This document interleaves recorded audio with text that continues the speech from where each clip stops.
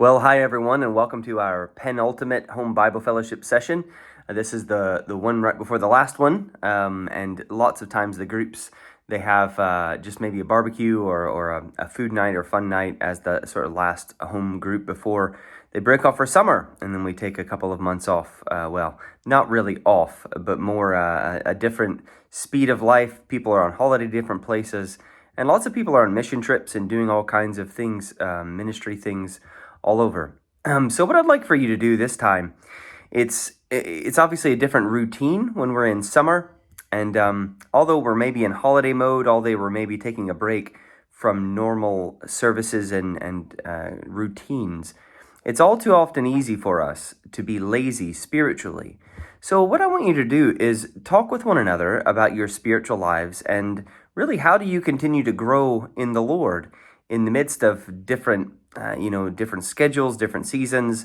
How do you continue to persevere in the spiritual disciplines even when it's holiday? What are your plans this summer that you're going to, how are you going to continue to not just take a break from the Lord, but continue to glorify God and be walking with Him and growing in Him while we're on the break? So discuss that as you pray for one another to start.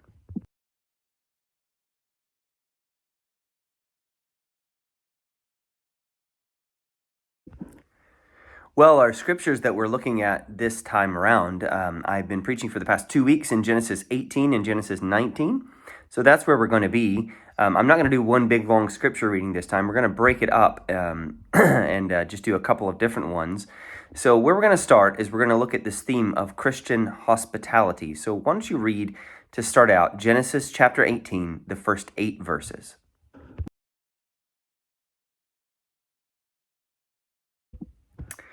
So we have these 3 visitors that show up, and they come and they turn up and they meet Abraham and Sarai. And so in this situation, one of them is the Lord and the other 2 are angels. It is interesting, isn't it, in the Bible when it talks about, even in the book of Hebrews, that some of you, by entertaining strangers, you will have entertained angels unawares. And there's some debate on what that means. But regardless, I think we do clearly see here the issue of godly hospitality. Why don't we discuss I want us to compare and contrast some of the similarities and some of the differences that you've noticed when the Lord and the angels show up here in Genesis 18. I want you to discuss some of the principles. What do you see Abraham doing? What do you see Sarah doing? What are key things that you see them? What great lengths do you go to? And also discuss how that should really be a model for us as we seek to show hospitality to others. Discuss this issue of Christian hospitality. And then also I want you to contrast perhaps how Abraham welcomed these strangers and how the people of Sodom didn't. And we'll get into the detail of all of that here in a bit.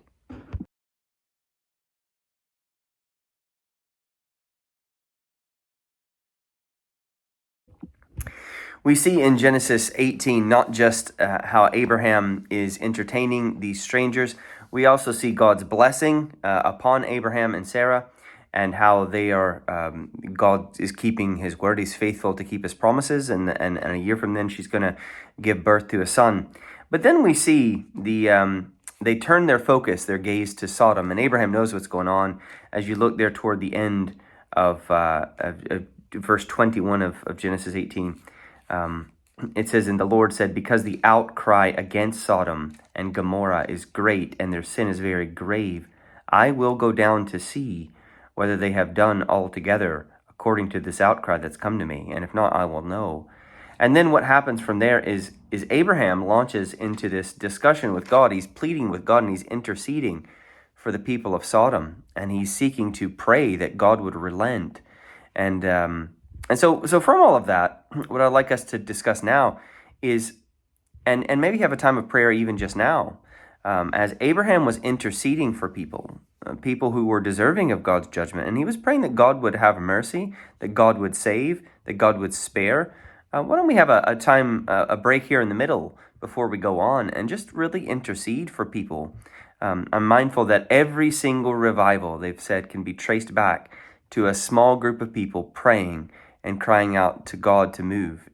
I think we really, in our text here, it says, is anything too hard for the Lord? It says there in chapter 18, verse 14, when Sarah laughs here, the angel says, is anything too hard for the Lord?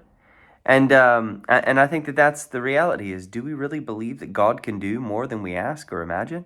So why don't we stop just now as we talk about intercession, but then we actually practice it right in the middle here.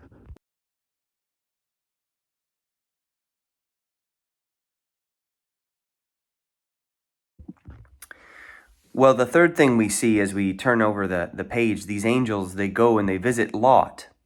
Now I spoke a lot about Lot. I said many things about Lot, particularly looking at his compromise with the world. I preached a sermon in Genesis chapter 13, whenever he and Abraham parted ways, and he chose to go pitch his tents near Sodom. He looked toward Sodom. He ends up, and you see this progression in his life. And it says in chapter 19, verse 1, the two angels came to Sodom in the evening, and Lot was sitting in the gate of Sodom. And I explained how he would effectively have been on the town council. He would have had a great leadership position in the town. Why don't we discuss the costly compromise of carnal Christianity? Why don't we discuss the pull of the world that seeks to lead us away from God at times? And as we reflect on Lot's life here, most of this is about Lot, and we can really see how much of his thought life, how much of his family life, how much of even as he deals with conflict, what he ends up offering his daughters and all this horrible stuff that God's word clearly speaks against later in the law of Moses. So he was speaking as a sodomite. He's filled with the way of the world, not the way of God. And so as we discuss and we look at Lot's life, let's discuss some ways in which he was tempted to think along the lines of the world and go along with the ways of the world, and discuss ways in which maybe we likewise are tempted at times in many ways to think like the world, to be like the world, and discuss this issue of being in the world but not of the world. Let's discuss these things just now.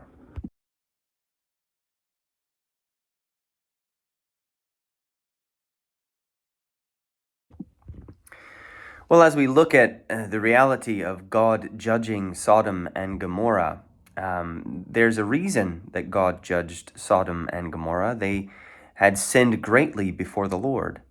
I talked a lot in the sermon about what is the sin of Sodom, and it was a few things. It wasn't just one. Clearly, sexual immorality was a big deal. Contrary to what some liberal theologians within the past 5 or 10 years want to say, the sin of Sodom was not merely inhospitality. It wasn't just that they were inhospitable. I think that anybody with who just reads the text can come to the conclusion that that's not the reality. The pervasive wickedness, and I think I mentioned the severity of a lot of the sexual sin. That yes, it would have included homosexuality. I talked about that, but it's not just that. If you look at the severity, it included young and old. So this would have included pedophilia. This would have included orgy and gang rape. If you look at the text of what's going on here, not only that, but you see later on in the text what's quite normal thinking in Sodom. Lot's daughters are thinking incest is a good way to go. You just can't even really hardly come to grips with just how much the pervasiveness of the sexual immorality that was going on. It is interesting because most people would call Christians homophobes, as did they here in Genesis 19, didn't they? As soon as Lot said, "Don't do this wicked thing," to the visitors to his house, how did they respond? Well, they responded to say, "Who are you? You're just a sojourner here. Who are you to judge us? Who made you judge over all?" And that's exactly what the vast majority of people, anytime in this day and age, you want to say that there are any sexual boundaries whatsoever. The issue is the Bible has always been consistent, hasn't it? I mean, Christians have been saying the same thing for 2,000 years. Jesus himself affirmed traditional marriage is the only place for God-glorifying sexual expression.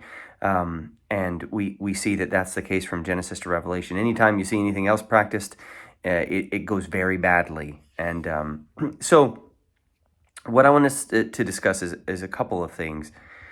I want us to discuss clearly the reality of what does God have to say about sexual immorality, and how does he call us as Christians not to just look down upon others, but first and foremost to look in the mirror and to be holy as he is holy.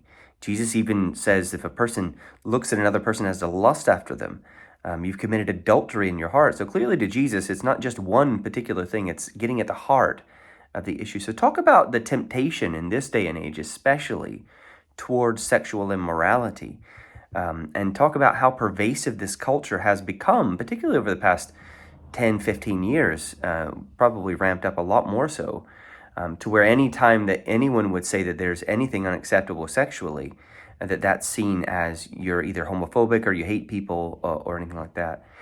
I also do find it interesting, though, because although the Bible's never changed and Christians have been saying the same thing for 2,000 years, I do find it contradictory most of the world, because the world would still say certain things are wrong, but they would just change their mind every so often on what things are right and wrong, depending on what they feel, not based on any objective standard.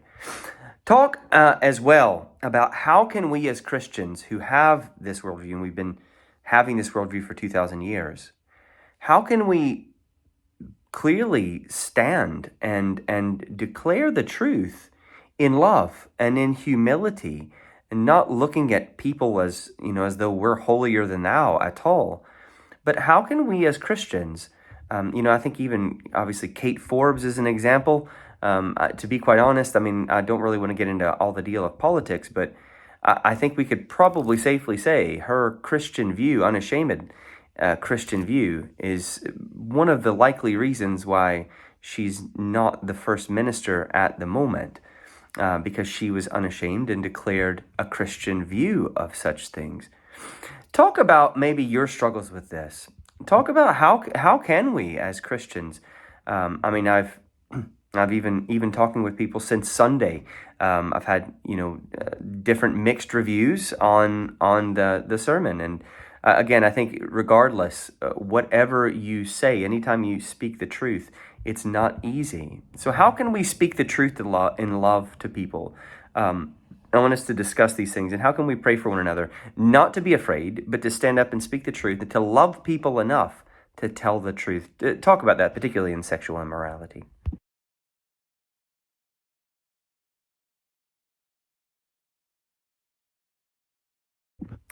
As we finish Genesis 19, the most encouraging bit I see here is that God gloriously saves Sodomites, and that's what he does. He saves Lot and his daughters. He tried to save Lot's light. Well, when I say tried to, he was willing, but Lot's wife, she loved Sodom, and she sought to stay and look back. And like I said, this was a cataclysmic event of God's judgment that happened. God was even gracious at going and visiting the people in Sodom. And who knows if any would have come and willingly received God, likely maybe they would have been saved as well. But this points us to a greater reality, doesn't it? The Bible talks about not just the judgment of Sodom and not just the salvation of Lot, but the Bible speaks of the eternal judgment to come. One day very soon, Matthew preached on Sunday night about heaven and hell, about the reality of the coming judgment, that there's going to be a great white throne. One day everybody's going to stand before God and give an account. And only those who receive Christ, who trust in what Jesus has done, are going to be eternally in heaven. So as we think about how Lot was saved, not based on what he did, but by God's sheer grace, as 2 Peter tells us, Lot was counted as righteous, which is just astounding to us. Talk about how that points to what we are as Christians when we trust Jesus. And also discuss how this points us to the judgment to come, and how indeed Jesus is the one who can save us all. So talk about these things and then close in a time of prayer.